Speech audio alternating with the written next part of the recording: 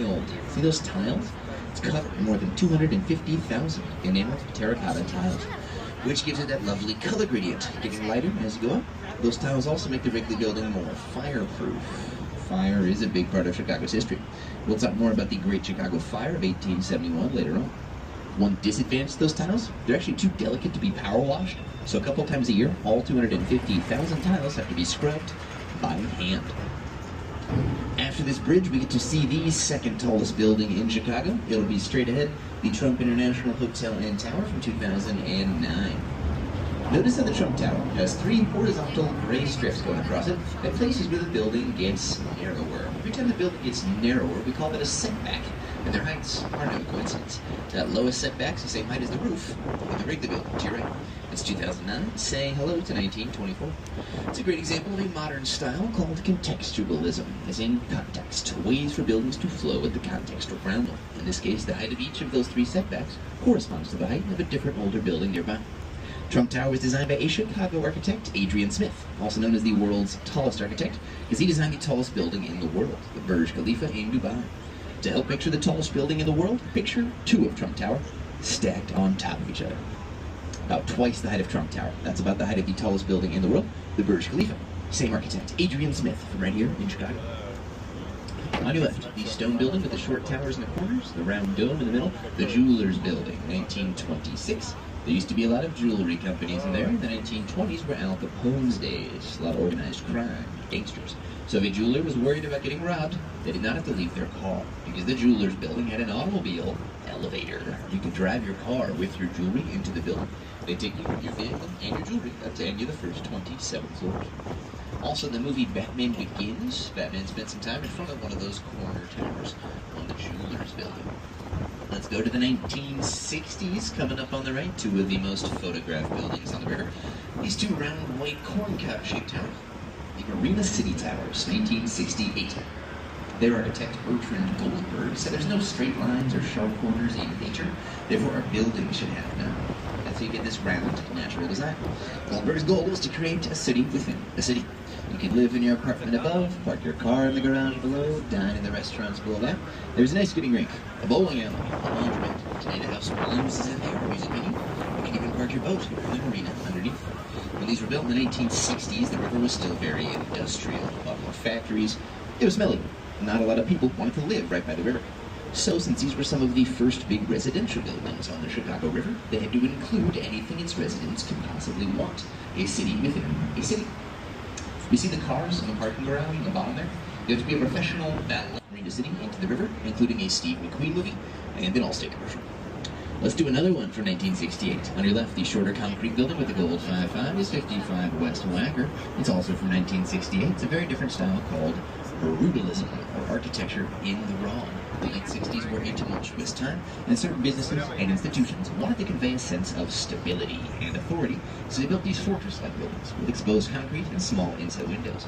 Brutalism came away pretty quickly in the late 1960s. It's a style you'll see in a lot of government buildings, university campuses, prisons, and libraries. For contrast to the heavy fortress, the next one on the left will be an elegant glass skyscraper. All these white granite columns all the way up to the roof. You'll see the roof looks like an ancient Greek temple, and it looks like the Parthenon in Athens stretched out into a glass skyscraper. This is 77 West Wacker, a style called neoclassical. It's a new take on classical, ancient Greek design. Pretty cool from a time perspective. We're here in 2025, looking at the building from 1992, which is itself a reference all the way back to ancient Greece. Feel free to take as many pictures as you like. I'll be sure to try to point out if I see any extra special photo opportunities. We just ask you mostly to get pictures from your seat, so we're not blocking anyone's view standing up. But near the end of the tour, we'll get up on Navy Pier. I'll give you a nice photo break. That'll be the best time for any standing group photos. And we'll finish up the tour at the same place where we started. All along beside us on the left, we have the Chicago Riverwalk, built in the early 2000s at a cost of $112 million. Each section of the Riverwalk between the various sets of bridges is called a room, and each room has its own unique style. The room to our left right now is known as the River Theater, named for those steps like you'd have in an ancient amphitheater. The idea of having a Riverwalk on the Chicago River dates back to 1909, part of a long-term plan for the whole city called the Burnham Plan by an architect named Daniel Burnham. That plan is also a big reason we have our public access lakefront. All those parks and beaches along Lake Michigan instead of private developments. That's another great feature of the Burnham Plan, a plan that was made for the whole city all the way back in 1909. The next wide stone building on the left is called the Builders Building. This one is built in two sections. The wide section on the left with all the stripy pillars is from 1927. The narrow section on the right with the dark bay windows is from 1886. Very exciting, one of our public transit CTA trains, also known as the L train, short for elevated train.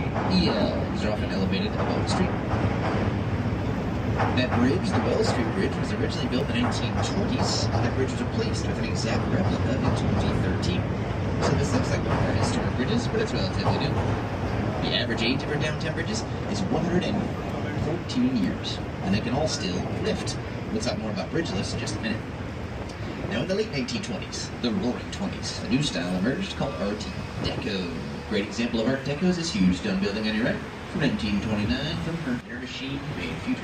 You get that sense of optimism from all the straight line columns on the way up, just like we felt we were on the way up. There's a machine feeling to it, a lot of repetitive patterns, like the arrows in the trim. The gold squares at regular intervals feels like something off of an assembly line.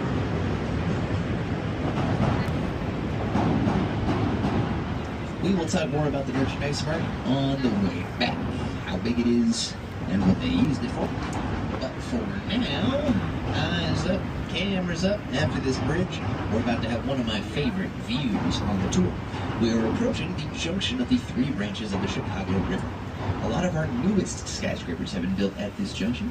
If you took this tour maybe 10, 15 years ago, you would have been looking at a lot more parking lots.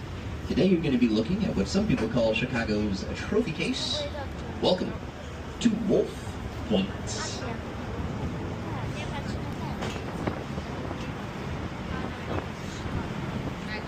If I'm in the front of your picture, I'll try to make it look like I was really guiding it up.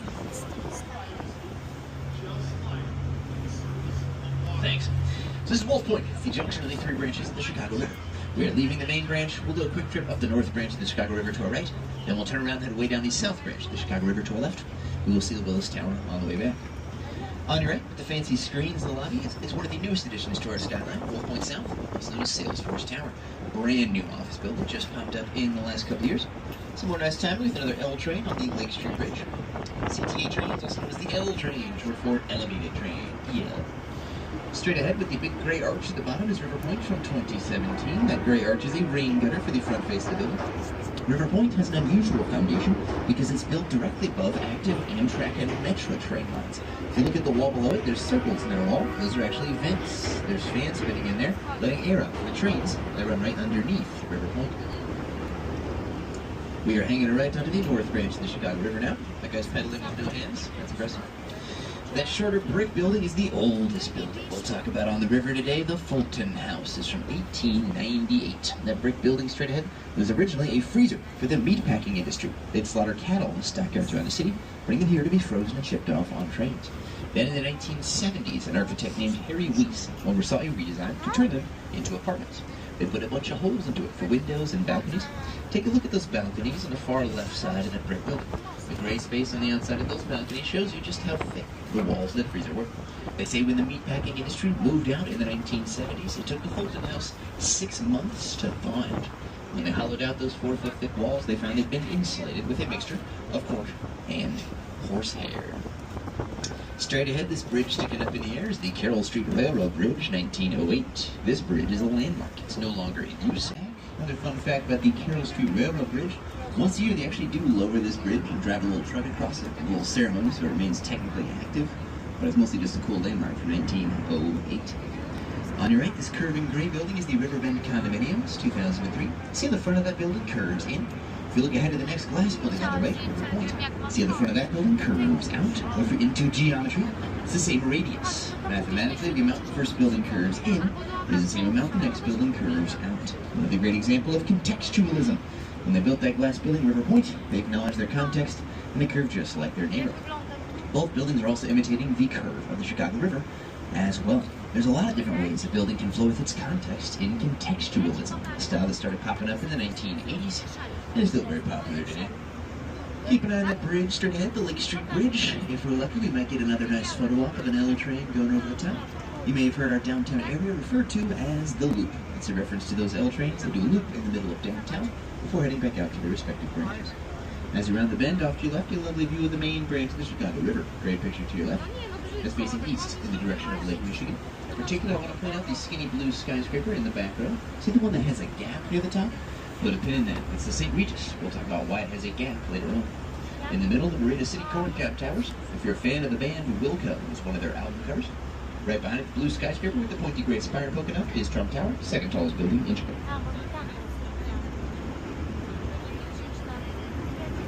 And there's that L turn I was looking for. Straight ahead, got a pink line train. If you want to get a picture, I'll sell it for you.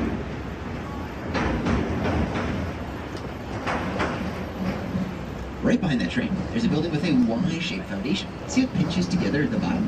Why would you want to build a foundation like that? This is the tricky spot to put a skyscraper. They had to fit that foundation in between two things. On the right side, there's Amtrak and metro trains running underneath. On the left side, a city's zoning law required them to leave 30 feet of space between the river and the front of the building. So they had to squeeze that foundation into only 20% of the lot space. The first full-size floor of that building is about 100 feet off the ground. How do you do that safely? A lot of concrete. You ever see those rotating concrete trucks? Took about 500 concrete trucks to pour the foundation for this building, 150 North Riverside, for 2017.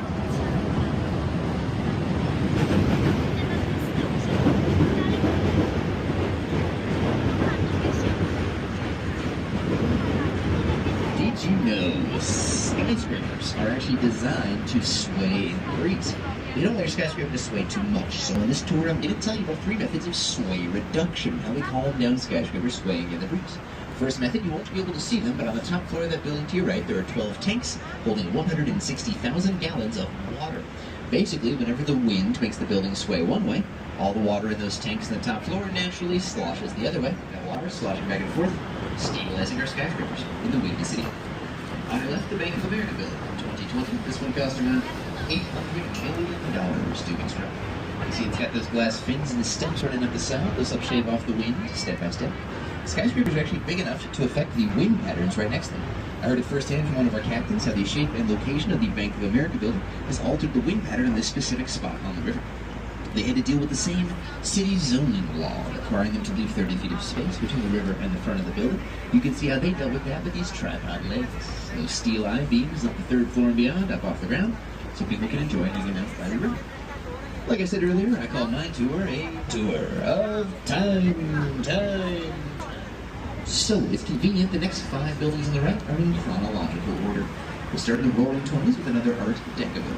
On the right, 2 North Riverside Plaza. Much like the Merchandise Mart, another Art Deco building. Same year, 1929, same material, polished Indiana limestone.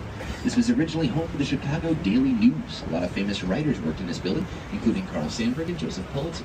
Look at the columns along the bottom of the building. In between the tops of those columns, do you see those carvings? Those bas-reliefs tell the story of the written word, from the hieroglyph to the Gutenberg printing press. So that's a great example of Art Deco from the Roaring Twenties. At the end of the Roaring Twenties, we had the Great Depression and then World War II, which is kind of a gap in our architectural record. We're not building a lot of new big buildings. So when we emerge in the post-war period, those experiences have changed our mindset. And so you get a new style called black box modernism. On your right, Gateway 1 from 1965 and Gateway 2, 1967. Black box modernism is all about simplicity and efficiency. We got rid of the more decorative Art Deco style. Now we're just trying to be as efficient as possible. These are people that had lived through the Great Depression. They did not want to waste anything. This style was pioneered by a German architect, Ludwig Mies van der Rohe, who led the Bauhaus School in Germany, came here and designed over 40 of Chicago's skyscrapers. Once you start noticing these black box buildings, you'll see them all over town. The most famous example of this style, black box modernism, is also the most famous building in Chicago. See the top corner to your left there? The Willis, formerly Sears Tower. We'll get a much better view of the Willis Tower on the way back, and I'll talk about it for a long time.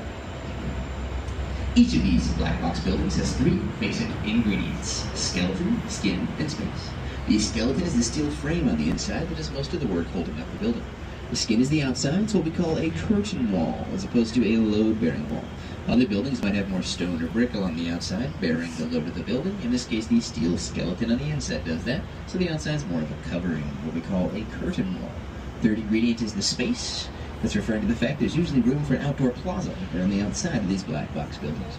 So we did Gateway 1 and 2 from the 1960s. This next white box on the right is Gateway 3. 1971. So we're moving along in time. We're getting a little bit more decorative. Now it's not just a steel box. Now the idea that we're going for here is you could put this building in any city in the world and it would fit in. Picture that white building in your hometown. Would it fit in? Ahead on the right, that curving glass building is Gateway 4, 1983. So now it's the 1980s. We're ready to show off again, and now we can show off by curving our glass, just like the river curves. Another great example of contextualism. Also, I just think this is funny. On the right, you got a fitness center right next to a bakery. One is a place I push my body to the limit every morning, and the other one is a fitness center. On your left, this black box is 300 South Wacker. We actually did not used to talk about this building very much on the tour. That is, until a few years ago, the owners of the building spent $800,000 to put a giant map on the side of the building. See that red Lego brick up there? That represents this building. See the river beside it? It's basically a giant "You Are Here" sign. They put themselves on the map by putting a map on themselves.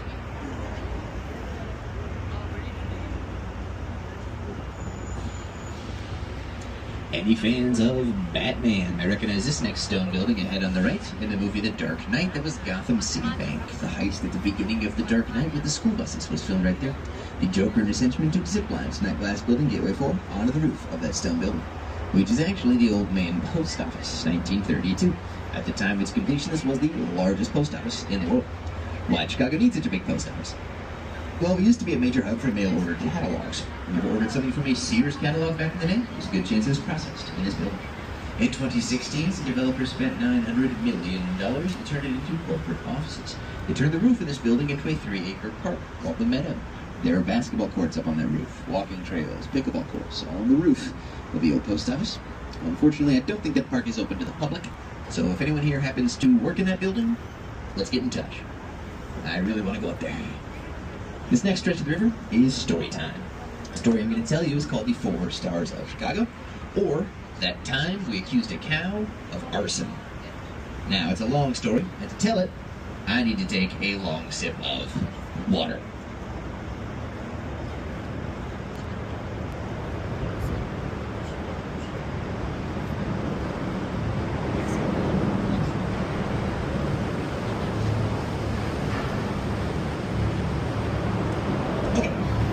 If you're downstairs, I just did a really good physical bit where I took an exaggerated long sip of water, and everybody up here loved it. Alright, the 4 Stars of Chicago, or That Time We Accused a Cow of Arson. Let's start with the Chicago flag. We have a city flag. Here it is. Let's talk about what the Chicago flag means. The 2 blue stripes in the Chicago flag represent the Chicago River and Lake Michigan. The 3 white sections represent the 3 sides of Lake Michigan. The 2 yellow dots, that's mustard. That's my bad. The 4 red stars represent significant moments in Chicago's history. The 4 F's. The fort, the fire, the fair, the fair. First star is the fort. Fort Dearborn, the original settlement. I'll point out its original site later on. The second star is the fire. We got a time machine. Let's go there now. It's October 8, 1871. The city is dry. We have not had a drop of rain for 14 straight weeks. The city is also wooden. Some of our streets and sidewalks are even made of wood. The river back then was so polluted and oily, parts of the river itself were flammable. And to top it all off, on the October 8, 1871, we have wind up to 30 miles an hour. This is a bad combination. We're about 4 blocks to the right, to the west of where we are right now. A fire breaks out in Miss Catherine O'Leary's barn. Quickly gets across the river and burns through 4 miles of the city north. Let's jump ahead about 30 hours to when the fire finally burns out. It has destroyed about 18,000 buildings. More than 100,000 people lost their homes. More than 300 people lost their lives. One of the biggest urban fires ever, burned down about 1/3 of the city. Now, people want answers. Rumors are going around because we know where the fire started, but we don't know how. The most popular rumor you find in a newspaper. They say there was a cow in the barn that kicked over a lantern and started the fire. Which kind of makes sense when you think about it. Chicago was the meatpacking capital of the world.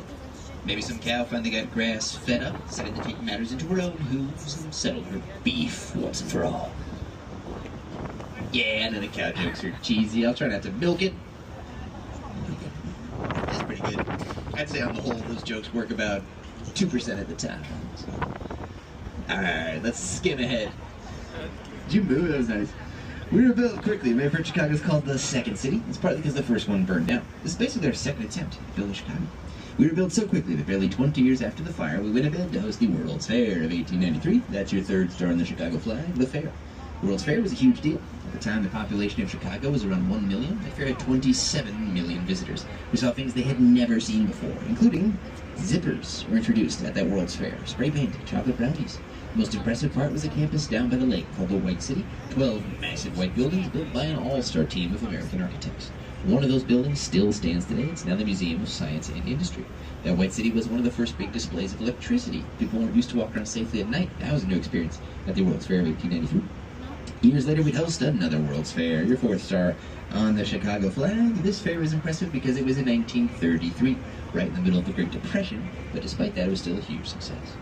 4 blocks to the right, there's a radio tower. See that radio tower with the blinking red light just to the right of that parking garage?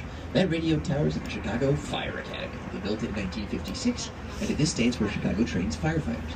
And you see that radio tower with the blinking red light? That is also a movable bridge. I mean, they can raise. Chicago has the second most movable bridges of any city in the world, Amsterdam being number 1. The technical term for this type of bridge is a bascule trunnion bridge, a fancy word for seesaw or teeter-totter. On the back of the bridge, can you see that big concrete block? That's the counterweight. When the block goes down, the bridge stands up. All 37 are movable bridges have counterweights like that. Most of them are out of sight where you cannot see them, but the Carroll Street Railroad Bridge from 1908 is kind enough to demonstrate. Like I said, this bridge is a landmark, no longer in use. Obviously, there's no railroad here anymore for it to be attached to, but the railroad that used to be here actually ran all the way out to Navy Pier, out by the lake. This spot on the river is also the historic site of the first footbridge to be built across the river in the early 1800s, which was built to access a tavern.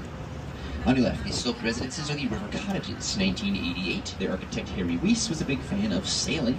The whole building is shaped like a sail. And those circular windows are like the portholes on a ship. Everyone thought Harry Weiss was crazy for this one, not just for the odd triangular shape of the building, but for the fact he wanted to put residences on the river at all. As recently as 1988, when these were built, the river was still industrial and smelly. Not a lot of people wanted to live by the river.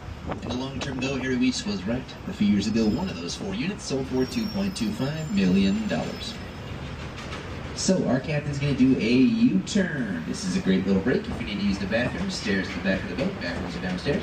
Downstairs, you'll also find our bar. We've got bottled water, soft drinks, alcohol, chips, pretzels, coffee, tea, hot chocolate, also some souvenir warm hats for sale. It is a card-only bar.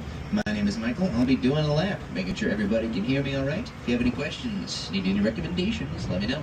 I'll be back on the mic after we turn around.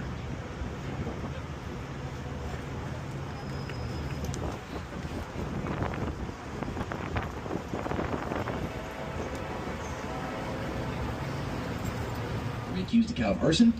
That's now where we train firefighters. So, our captain's going to do another U-turn. Another great break to use the stairs at the back of the boat, visit the bar or bathrooms downstairs. My name is Michael. If you have any questions, one question I get a lot. What's that? On the right with the 2 big smokestacks? It's the old Union Station power plant. It's a coal plant from the 1930s. It's been out of use since 2011. It's still pretty cool to look at one of our old power plants in the 1930s. My name is Michael. If you have any other questions, I'll be back on the mic after we turn around.